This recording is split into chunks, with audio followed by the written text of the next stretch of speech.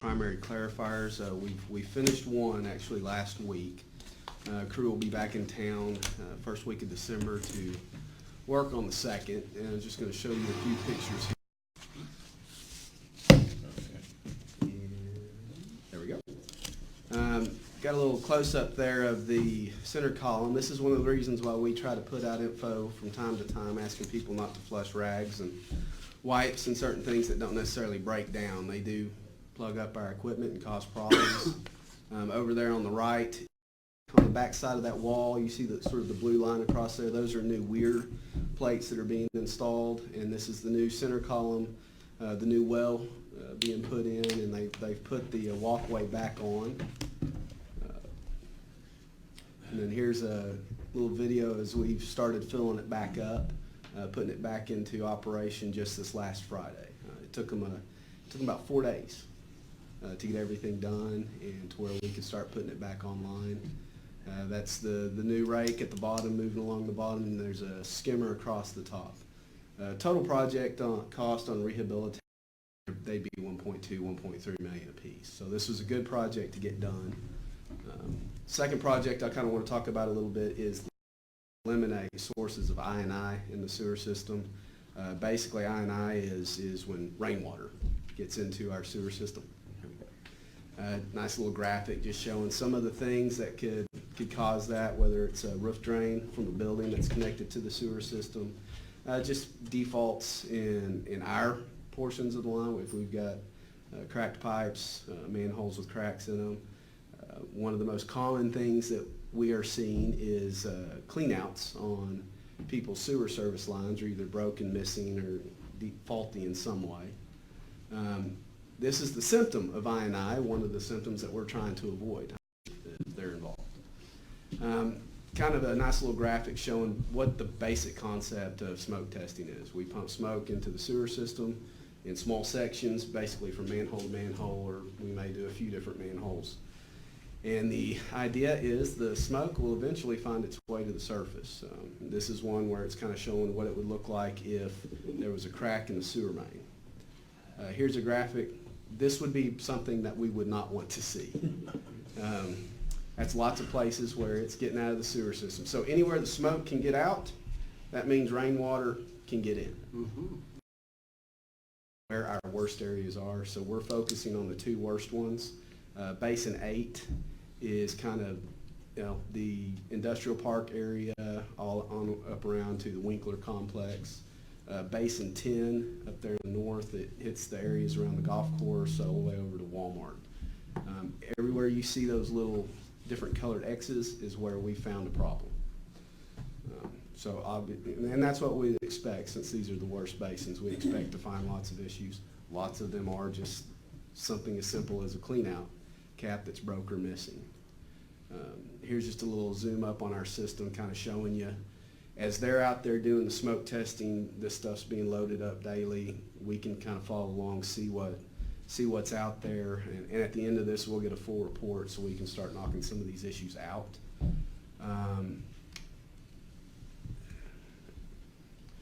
So here is across the street from fire station number 2. I tried to pick some pictures that didn't have people's houses where you could really see what was going on. See people's houses on there, because sometimes they don't like that. But this is just an idea. That's a manhole that's got some, it's probably cracking up down the column of the manhole, so there's lots of places for smoke to get out. This is a commercial building, and you see their roof drain is piped underground. Normally you like to see those run off to somewhere in a drainage ditch. In this case, since we have smoke coming out, it's most likely tied into our sewer system somewhere.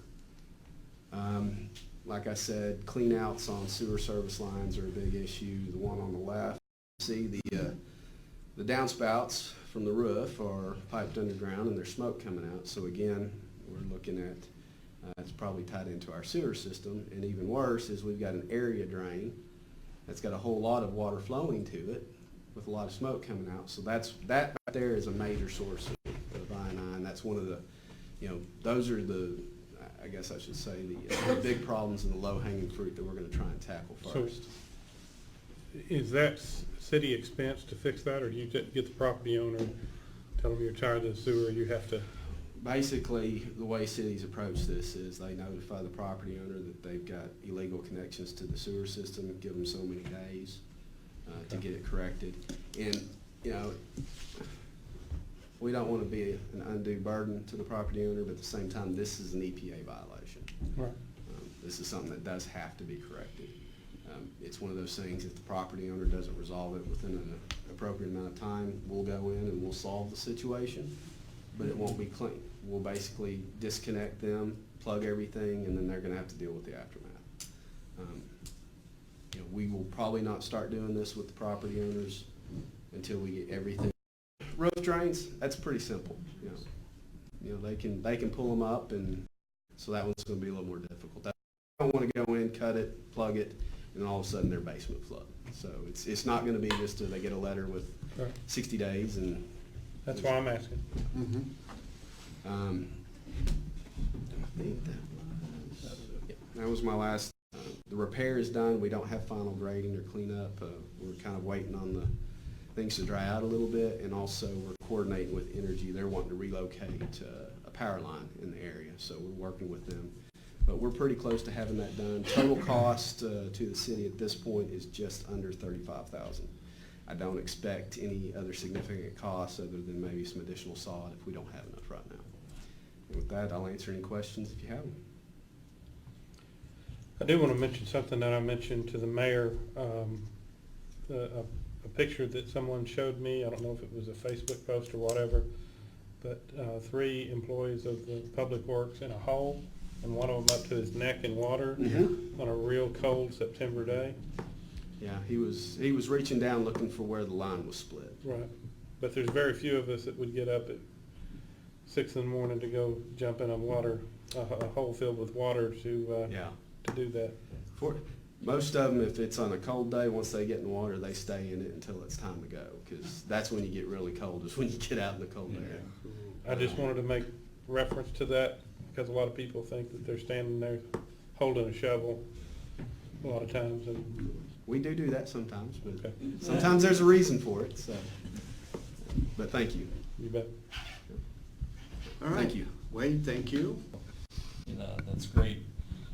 Glad he could do that and save the city taxpayers a little bit of money on that end of it. So, Jeff, I got clicker. Never mind. I sent out August financials. I apologize; those were a little late, but did want you all to be aware. I do have the. Here it is. I do have the fund differences that you'll see here. As you'll see, yes, we have a $338,000 deficit in the general fund, but we had a budgeted deficit of $387,000 at this point. So we're about on par for where we would be, and where we thought we would be. So some bright spots there you'll see. In August, sales tax, the county part was up by 14%. The city part was up by 9%. So we're still catching that January take back that they had. So we're still on pace again for good numbers there. Water and sewer fund, again, deficit $284,000. We had a significant deficit budget for the entire year.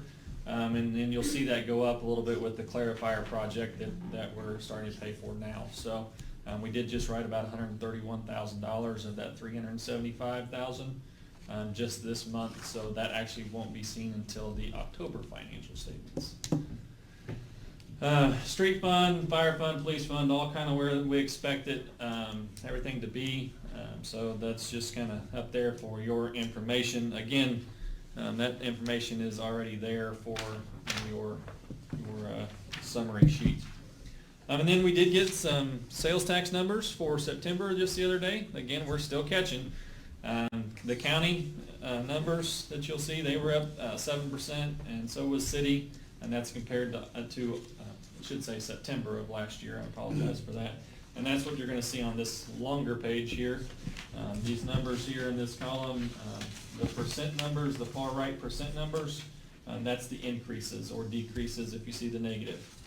The far right column is the difference. That's what they took back at the beginning. And you can see we've slowly but surely caught back up. The county portion, we're just $8,500 down. and the city portion were 16,000. So, again, we're slowly but surely catching. The last few months have been great as far as sales tax numbers go. We don't know for sure, but that is when internet sales tax stuff started going into play. I would love for that to be 7% every month, year over year, but I'm not going to bank on that or budget on that. That's just not something that we've seen as far as a long enough trend to budget that. So, did want to point that out. And I just thought I wanted to ruin your all's day and let you know that our health insurance numbers came in at 4 o'clock this afternoon. And they did, I told you that we did go ahead and increase it from a class 2 to a class 3 in our budget. But you can now throw away those budgets. Those aren't any good anymore. We're going to have to go back to the drawing board because they went from a class 2 that we are currently at to a class 5. So that's an increase of about 35% on health insurance. And that is also from a 10% increase that we had starting in January. Starting in July. So January we were class 1, July we were class 2, next year we were class 5.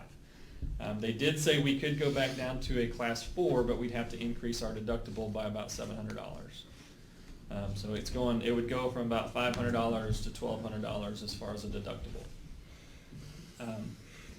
So that changes basically every number that you'll see, especially the first 5 in each department, because that will change potentially salaries, potentially health insurance, retirement, payroll taxes. All of those will change now. We were hoping that we would just bump up 1. Unfortunately, with the high claims that we've had, it is what it is. There's not much we can do to change that.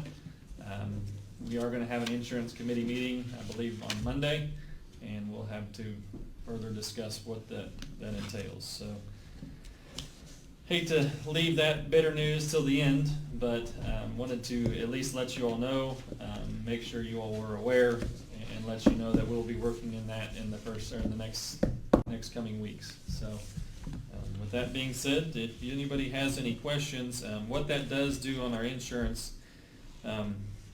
In total, that increases at about $200,000 from what was budgeted. It's again not from what we have now, but what was budgeted as class 3, and that'd be about $130,000 to the city itself. Again, that's across departments as well, but just numbers to throw out there and let everybody know. Again, we'll be working on it, and I'll be updating you as soon as I have new numbers. So, any thoughts, questions, concerns? I made mention numerous times of this, but I'll bring it to everyone's attention again. Our pay grids are based on no more than a 10 to 15% increase each year in health insurance. So the last 2 years, this year, with the additions, we're going to exceed that. So, not that we need to rework them because of that reason, but that impacts the validity of those pay grids. So. We thought we've thought of everything. Well, again, when you're saying we're basing it on an assumption we even looked at it over a 15-year period now, if that goes down in our work. Oh, I know what you're talking about now. Right. Yeah. Because we base those, as far as that increase for the grid itself each time, that we wouldn't sustain more than a 10 or 15% increase That's in right. health insurance. That's right. So, Yes. Yeah, who would have guessed? Well, we had several years of just smaller numbers there, probably 4 years in a row of less than 10%. Right. As far as utilization, and this number just blew it out of the water. Yeah, we just learned about it. We were expecting something, but nothing like this. So if you guys have any thoughts, we're open to everything right now. Are there any preventative, proactive things that we could do to mitigate that or maybe reverse that score? The things that hit this year, nothing was really preventative. There was one, I believe, I won't go into details just because for individual purposes, but there were just probably 4 significant items that happened that caused it, and they're not stuff that's gonna go away. They're stuff that's recurring for the most part. So, And when you're in the financial side of things, your first response, a lot of people, if you look at it, you don't want people not to use the insurance. Well, that's not what I'm saying at all. I was thinking like maybe educational programs. Well, I mean, or, the wellness and things like the- that the they're wellness stuff that you were talking to us Yeah. about last year. yeah, we've continued to have those wellness programs. Now, we haven't had probably as good a participation as we'd like, but I don't know that those educational, I can guarantee those educational programs wouldn't have helped these issues.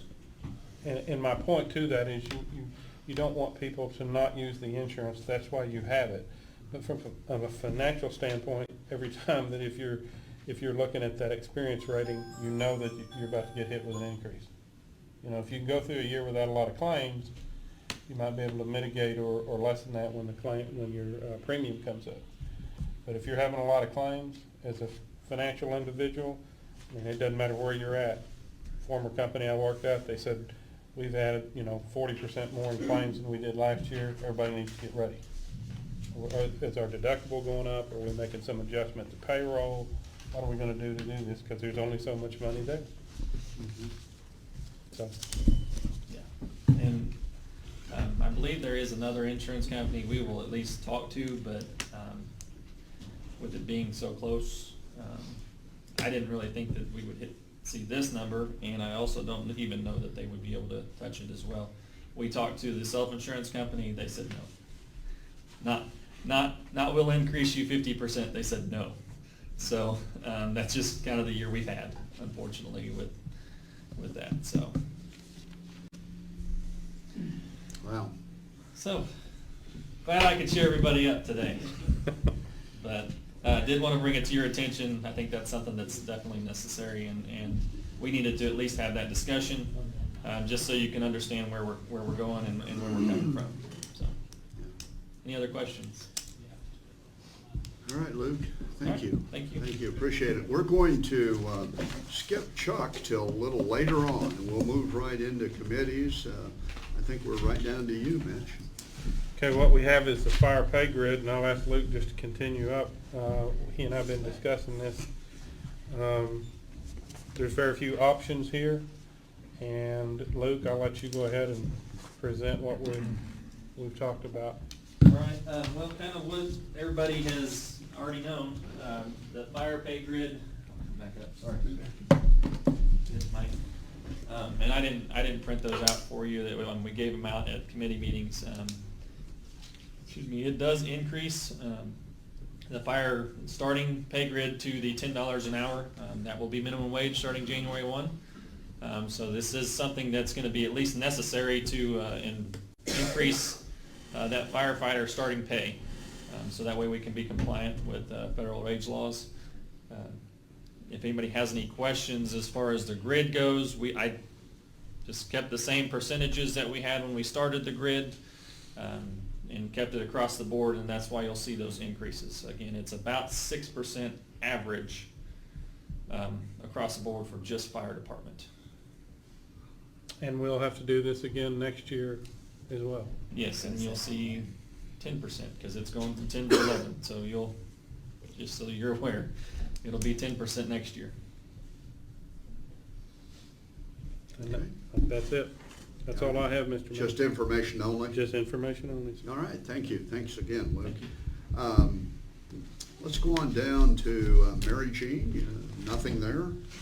I do want to mention about the 20th Century Club. Saturday, they had like a meet and greet at Maplewood, and they handed out water and little flyers telling about the history of the Maplewood Cemetery. And of course, they didn't have the best of weekends, but they did have several people that stopped in and visited with them over that.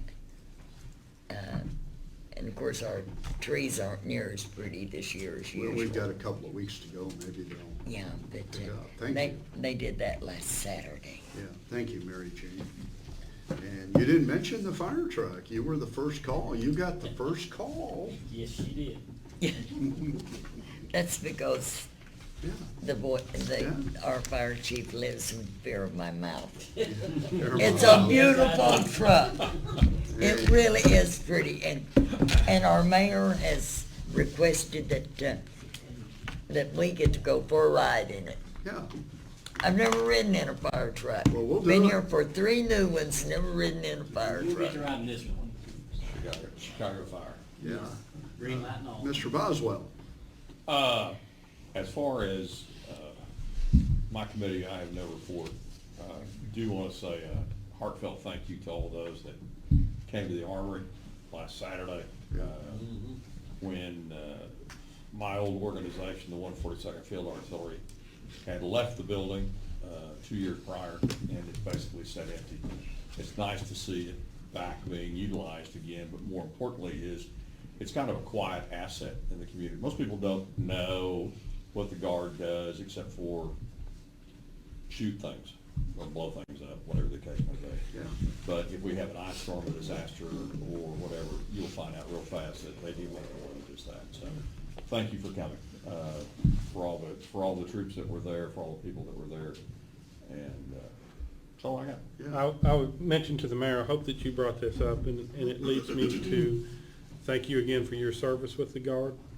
And I have to say, being there, I regret those individuals that couldn't attend for whatever reason, because it was one of the most impressive events as a city council member that I've had the pleasure of being at. In the response of Colonel Williams and Major Warren and Captain Kane to the people that were there, their expression to Harrison, Arkansas, I think that one of them mentioned to me, they said, you're going to have a lot of people move here if you treat people like this. Yeah. So it was impressive and very touching, and again, thank you for your service and all those that serve. Yeah, I think one of the things that really impressed me was the people from around this table that was there. Most of our council members were there, and that was cool. Doug? Quick add on to that. Yeah?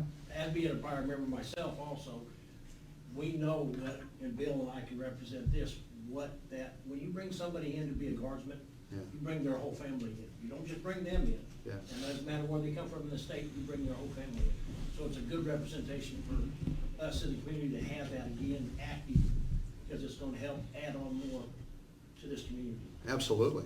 I think Bob Largent kind of made that point to me, what it'll mean to economic development alone was wonderful, so. They're Yeah. going to, afterwards, they announced that they're going to be recruiting 80 new guardsmen for this unit alone. That doesn't mean 80 are gonna come from Harrison, but easily half of those could, so they're very excited about that. Yeah, so a good thing all the way around. Okay, thank you, Bill. That's all I got.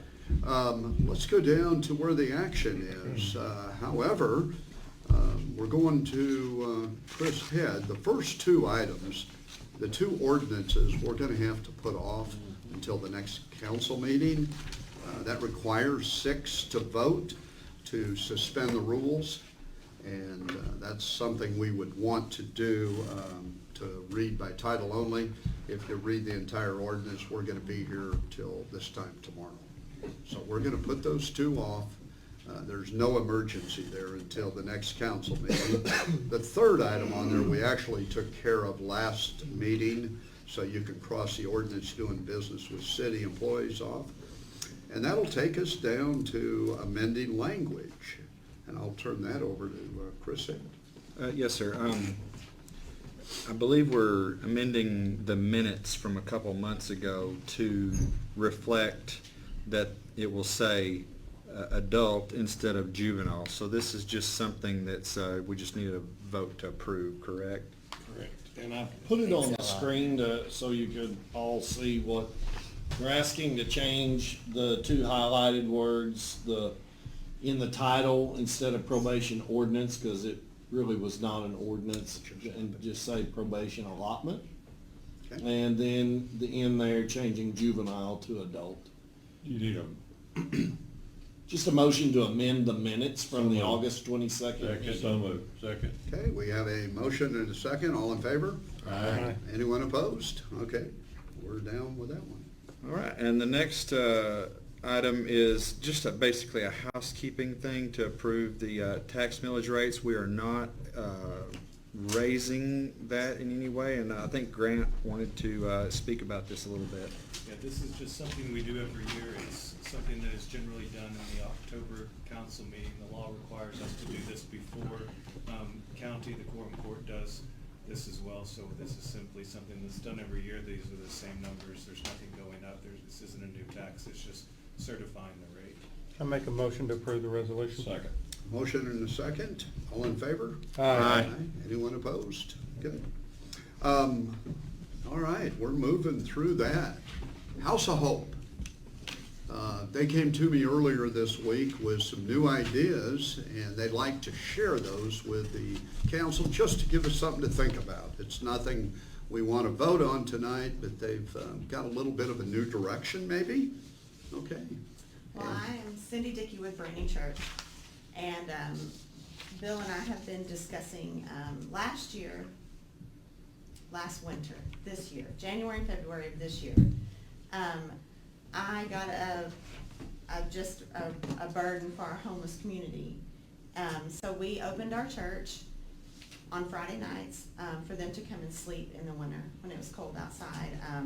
We fed them dinner, we did their laundry, gave them showers and clean clothes and breakfast the next morning. But to do that, we had to run our bus because, you know, Branding Church is Bergman. So we didn't have a place in town to do that at. Also, Harrison Faith opened their church on Thursday nights, and they did the same thing. They would run their bus, and we would pick up at House of Hope and take them out to church and just love on them. So this year, when we're kind of gearing up, I was kind of thinking of what we needed to do to be better, because we want to reach more people, we want to be able to love on more people, and just really show God's spirit is what, you know, how he would love people. So I talked to Jeff, and I was just like, hey, do you know any realtors that would have a building that they would just want to donate? And, you know, he said, well, what about House of Hope? I said, well, we talked about House of Hope last year, and they said they couldn't really have anyone overnight because of laws and regulations and things that I don't know about or want to know about. I'll just be real. Anyway, and I said, all right, well then we kind of talked with Jerry a little bit, and he suggested that we come here and talk to you guys about opening House of Hope on nights and having churches staff House of Hope here in town. We feel like we could reach more people, we could help more people if they're not having to load up all their stuff on our bus and come out to a church where they probably already feel like a little bit of friction there because they're, you know, uncomfortable going in or not going in, or what do they do? House of Hope is a place where they feel safe and they feel comfortable anyway. So if we could staff those with volunteers from different churches, then maybe we could have 7 nights a week in the wintertime instead of just 2. And you're thinking of January and February only? We were thinking of January and February. I talked to an emergency situation if we needed to, but last year we did January and February, and you know, it was amazing to be able to help and do something. So. Okay, any questions? I would assume they'd come back in November at the committee meeting, and they'll make a proposal, I guess, at that time, but just something to think about, folks. How do we take care of the homeless during the really cold season? And I do recall last year, you know, it was an issue because there was nothing organized. Other than that, and that was just periodically, wasn't it a certain day, or? We just did Friday nights. Friday night, yeah. So, yeah. so And then- I guess, unless you guys have anything you want to share, we can come back to the committee meeting, and that's really where it needs to start. Steering committee's been talking about it, we're, you know, Uh-huh. we're for it, you know, Cindy and I, of course, have been talking about it. And it just feels right because we have laundry, we have food, we have showers, we have the space in the main room where we can put up cots. B&C's offered to provide up to 12 cots. put them in, and there would be staff at night, you know, somebody would be awake all the time, so it's not like they're gonna go. Our parking lot 2 or 3 times a night. But, I mean, in all honesty, we had 0 issues. I mean, we had one guy that walked in one night, and he said, "I'm high." We were like, "Cool, you wanna eat?" I mean, we just fed him, and we actually sat up with him all night long and talked to him. Some of our people did, but, you know, there was no, it was a judgment-free zone. We welcomed everybody in, and like I said, we had 0 problems, none whatsoever. We were very grateful and felt very blessed. But Mike does have some deputies that live in our area, so the sheriff just had people kind of cruising through our parking lot a couple of nights a week, or just a couple of times a night, just to check on us. Any questions from anybody? Okay, if you come back in November, we'll start the process, but thanks for giving us a heads up on Sure. where Thank you're, you so much. what you're thinking. Okay, House of Hope. Jeff, do you want to cover that one new business issue? November meeting. Yeah, Oh, November meeting. It's on the agenda. What do you got? I'm sitting here deer in the headlight. Your Thanksgiving meeting, your normal date would be on Thanksgiving. So you guys want to pick when you would like to meet next month? How you want to do your Can we meeting, do the meeting second, council meeting? second and third Thursday instead of the second and fourth? Will that Sounds good to work? me. Sounds good. The 7th and the 21st? No, the 14th I and mean, the 21st. 14th and the 21st? Yes. I'd sure like to keep it at 2 meetings if possible, because we've got a lot going on. Yep. Can we discuss too, I mean, there's not a lot of difference when you get to December because the council meeting's the day after Christmas. And I don't know how many Same people are. issue, Yeah, I don't know how many people will be traveling, but there'll be a lot of folks there. Families here gone. You'll do the same second and third? Second, third, and Do the 12th and December? do the 12th and the 19th in December. That's the second and third. That sounds good. Okay. Really appreciate that. We may not have much, but Do we need a vote on that? Yes. Make a motion to change the second, the actual council meeting for November and December to the third Thursday rather than the fourth Thursday. Second that. Yeah. okay. Have a motion? Second? Did we have a second? Yes. All in favor? Aye. Anyone opposed? Okay. I did want to make a, mention, the reason we don't need a motion on the fire grid is that will be in the budget and be approved there, correct? Yes, that's fine. Okay. Do we need a motion for December? Oh, I did made both. both of them. You did both. Okay, thank you. November and Well, December. good. That's the way to keep moving. Let's get into the mayor comments. I've got a couple, but there's a couple additional ones I'd like to make. I think one of the great things that's happening, folks, and you'll really be excited, well, you won't be as excited as I am, but we're making some real progress with clean premises. And what I've discovered through the year is we have to go through the process. We have to write tickets. And as much as you hate to do that, that's what works. Everything else we've tried doesn't seem to get us where writing tickets do. Just Wednesday, Brent and I were both in court, and we had 3 cases of clean premises, and 2 of them appeared, and we checked on them before we came to court, and they were almost spotless, the 2 yards. So they were dismissed, and I think they're going to remain that way, spotless. We did have a third that didn't quite go that way, but we came up with a possible solution, and I think we've got a means to remedy that.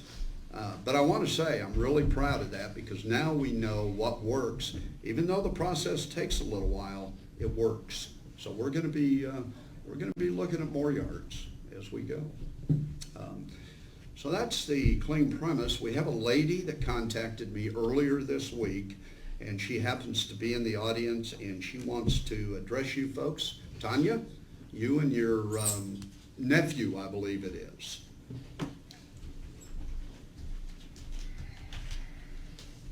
Good evening, everyone. I am Prime First Class Horseman. I serve in the U.S. Army as active duty. I've been away from Harrison, my home, for currently a year and a half. I was in Korea serving for you guys. While I was there, I was able to buy certificates. I had no issue with that because I was able to buy them because I was legally to federal law an adult. I came back here on leave, which I had found out that the law for Arkansas had changed to 21. When I tried to buy cigarettes in Harrison, I went up to the cashier. Cashier told me that you guys did have the law, but you were following an ordinance that said you had to be 21 to purchase. The law for Arkansas states that you have to be 19 by December 31st, 2019, or you have an active military ID, which I had. And I tried to explain to cashier that's what the Arkansas state law said. She tried to tell me that the ordinance was in place before the Arkansas state law, which I understand that, but my problem is you have soldiers who are active duty who have been away from their home for years, and they come back through stressed out. They're 19, 18 years old.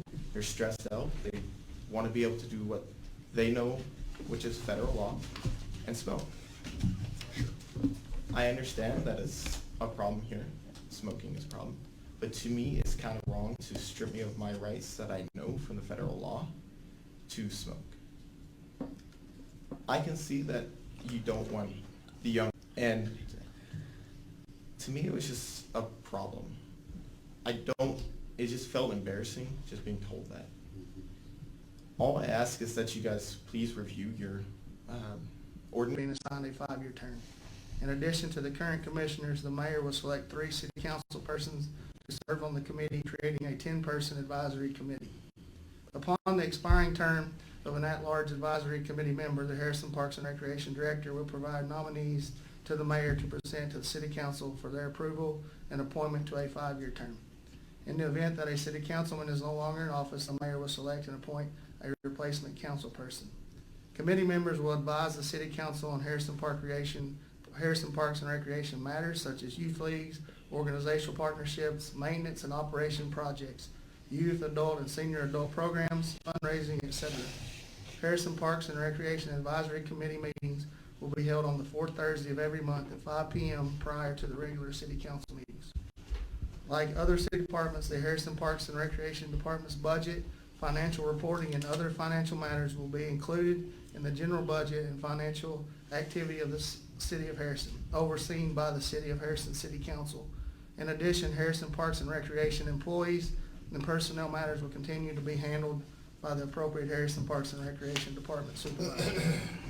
A significant tax increase in taxpayers' dollars directed to the Harrison Parks and Recreation Department necessitates greater transparency and direct oversight by the elected members of the Harrison City Council.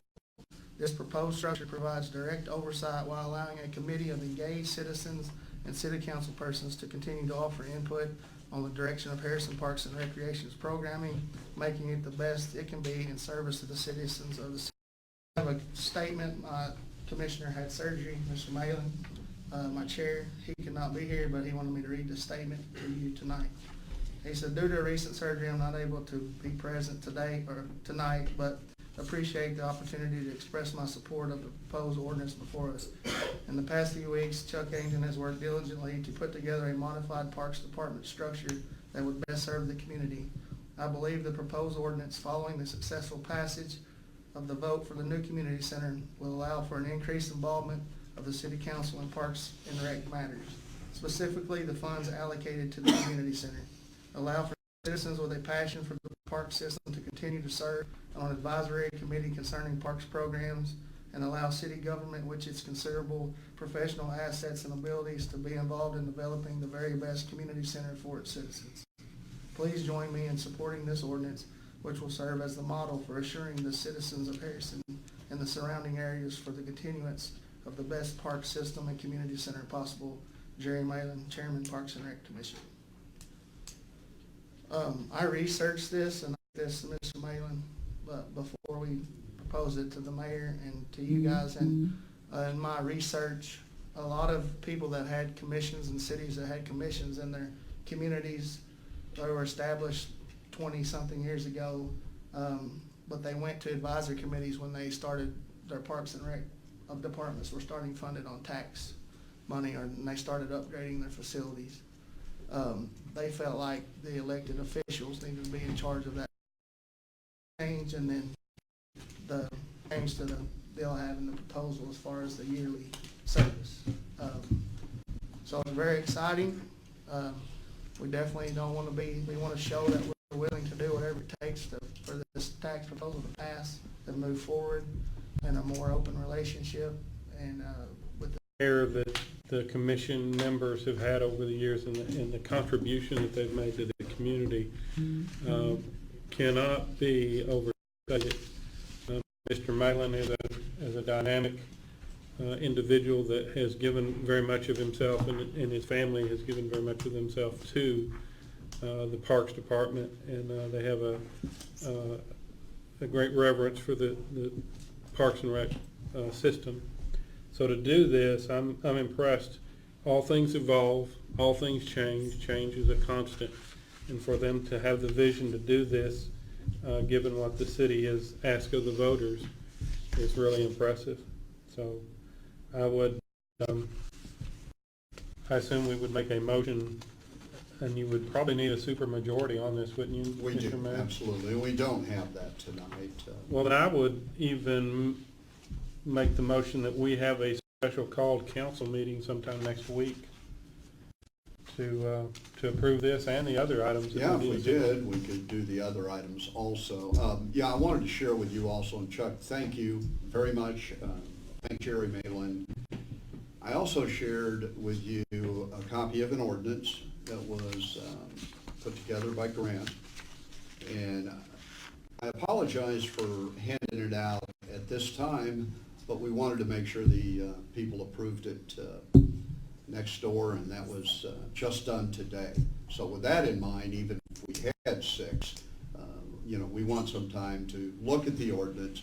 The ordinance is a combination of the requirements to dissolve the commission and create an advisory committee, along with the request from Mr. Malin. So that's what it's a combination of, and Grant has written it. So if you have any questions, feel free to contact me or Grant or any of us, next week. And if you want to have a special call meeting next week, I think at some point we need to, because we want to read it 3 times, and we really need to get this approved, if it's going to be approved, prior to January 1. Well, the voters need all the information, and they don't need something that's hanging out there before the vote. And that's true. That's why I think it would be we should good have for the voters on the community center to see a direction out of the city council prior to November 5th. And out of the commission, to be perfectly frank with you, I'm impressed that they have the forethought to think what's in the best interest of the citizens of Harrison. So, Absolutely. Is Scott Tennyson back there? He's back there. He's on the commission, so he was at the meeting today. And, I agree. Unanimously, it's time. It's just time. Can I be the devil's advocate in this a little bit? It's not that I'm against what they're trying to do. I have a problem with some of the provision that's made. And I'll be just very honest up front. I don't want it to be hung out to the fact that if the what they have recommended is that should the tax proposal pass, then Parks and Rec Commission goes away and becomes a committee. If we go ahead and pass this and the tax does not pass, we revert automatically back to a Parks and Recreation Commission to move on. That's not what the ordinance says. So if we get in a big rush to pass this ordinance, we've got 2 things, we've got two parts of the story going here. So I know how I feel about it personally. I think most of you know how I feel about it personally, and that I think as a city of Harrison goes, and because of Parks and Rec has grown so much, and because Parks and Rec is such a vital part of the city, it's not fair to Chuck to have 2 bosses, nor is it fair to anybody else. They need to have one boss, and they need to be able to answer to the mayor. They don't need to answer to the committee can advise, but as the case may be, Chuck really answers to the chairman of the Parks and Rec Commission. That's his first boss. It's not the mayor. It's the commission as a whole, but yes. Yeah, but that, I mean, and so, in the second paragraph of their proposal, it says, should the tax proposal pass? So if it doesn't pass, does the ordinance that we're going to get in a big rush to push through go away? Correct? The ordinance doesn't address that. I mean, I think if you, Well, vote- if you vote on the ordinance. That's what it Bill becomes- was So it becomes a- that's what I want to understand is, and it doesn't have to happen tonight, because, you know, we can discuss this, we can talk about it.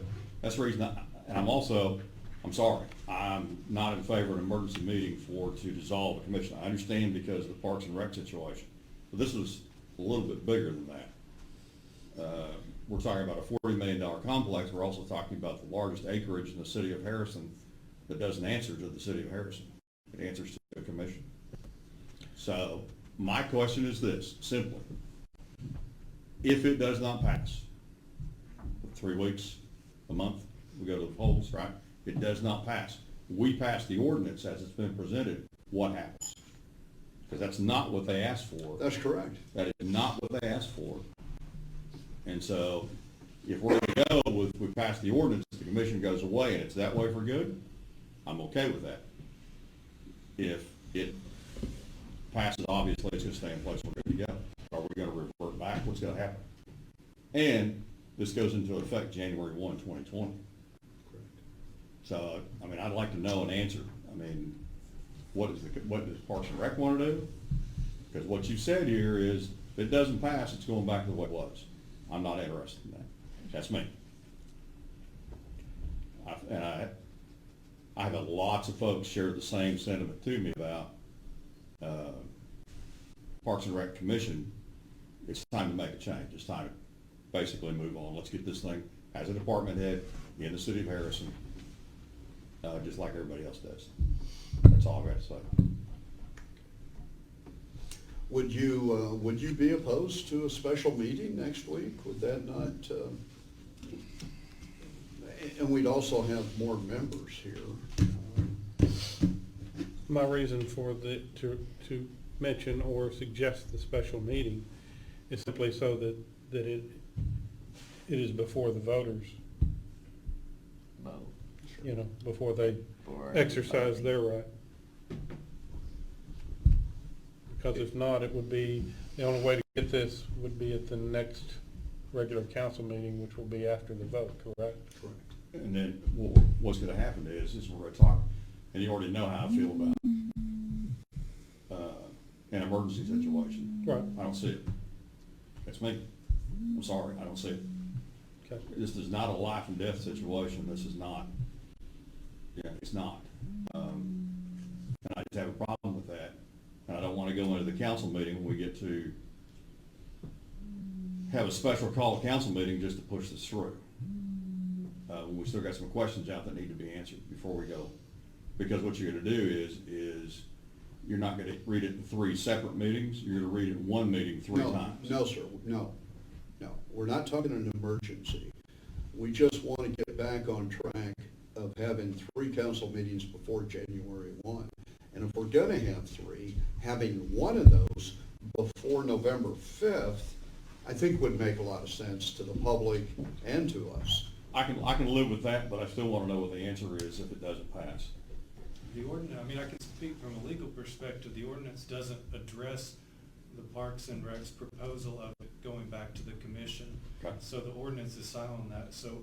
I'm unless the good with city that, passes but I something think else- Parks and Rec needs to understand. I'll tell you what I would like to do is, we can have a special meeting, and this will be there'd be the other things, we might as well take care of the other 2 ordinances. But we could have 2 ordinances ready for that special meeting. You know, one with and one without.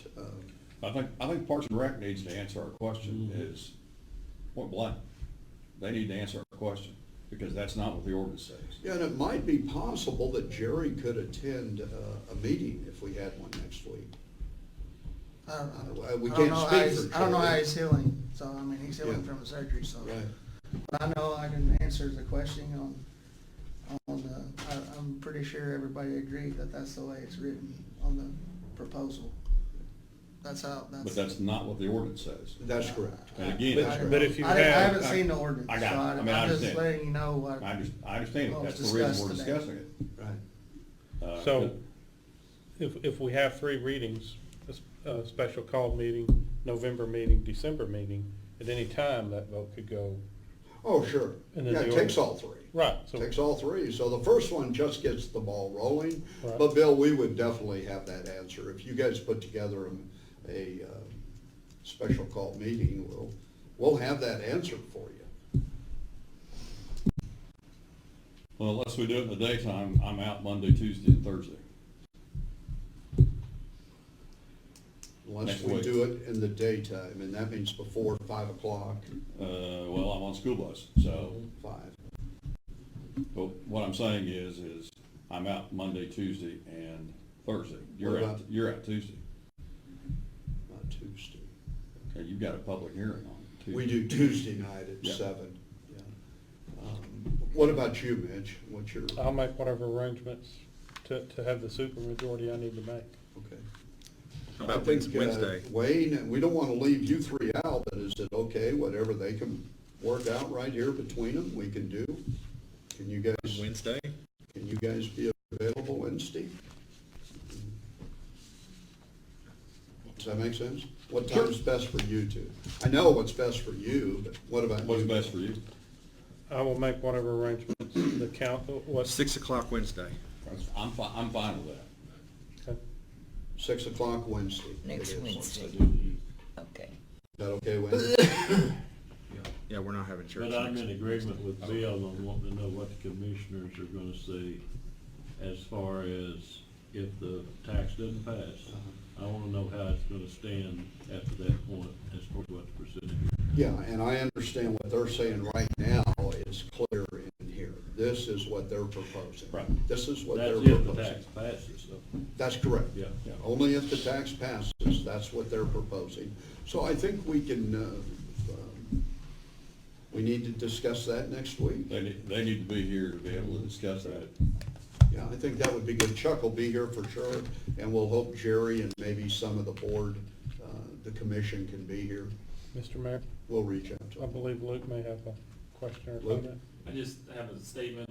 One of the reasons why, I'm not saying push it through, because I know we want to give it its readings appropriately and give people time to discuss. But this would change kind of the way we do our budget also, by having Parks and Rec come in to the city.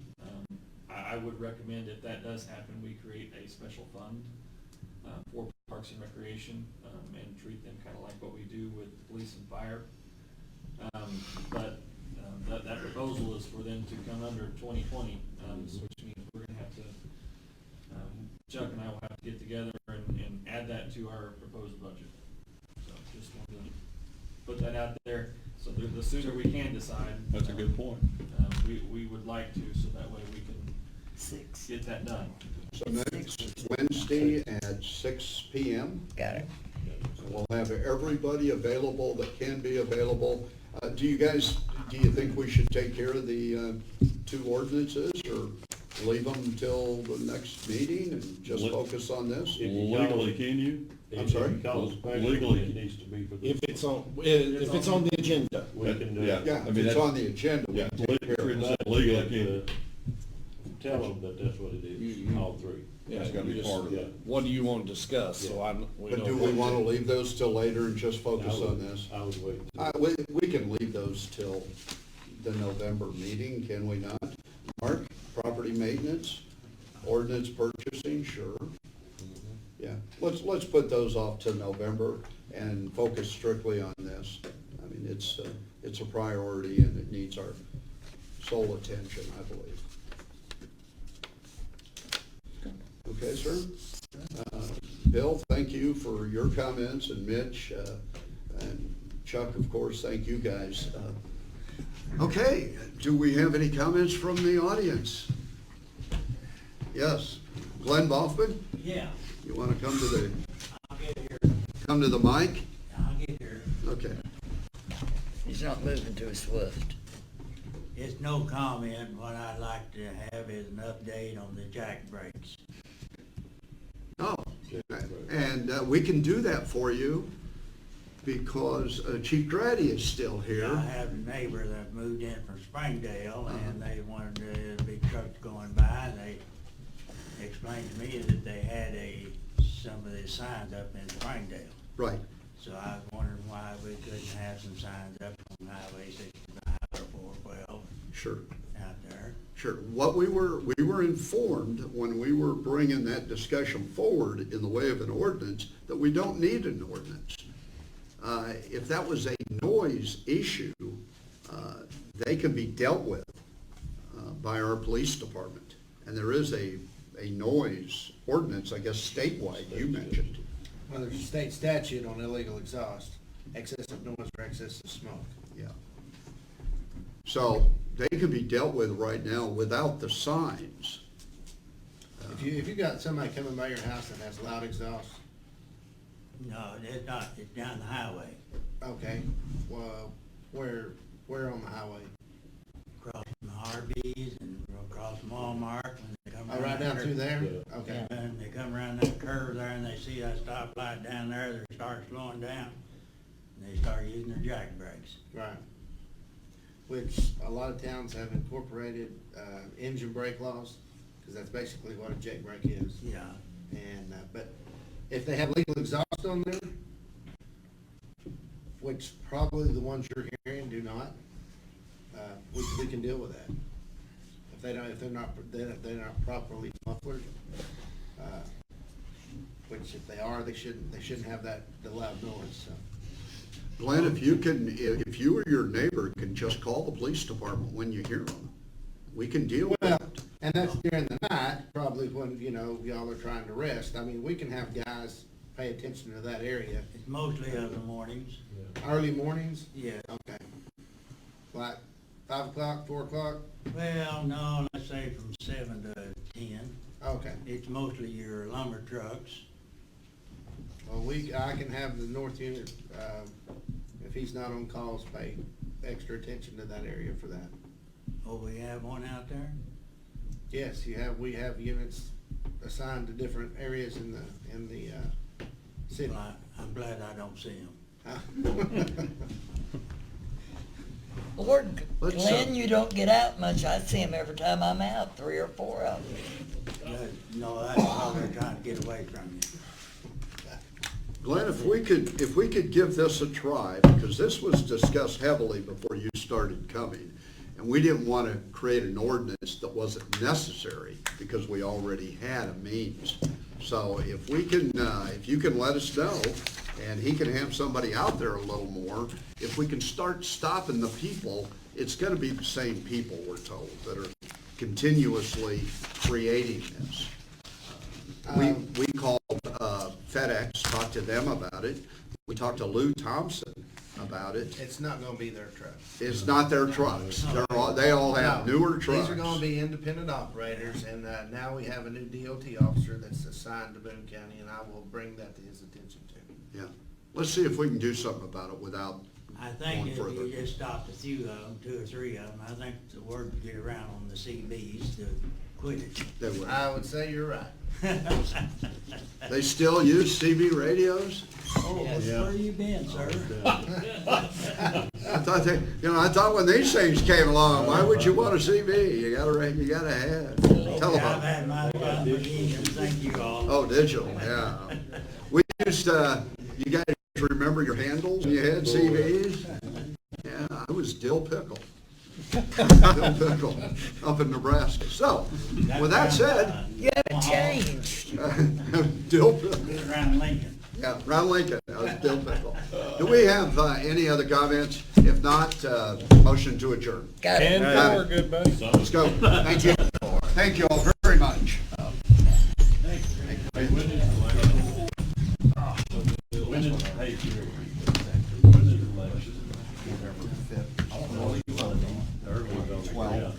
People gotta misunderstand this.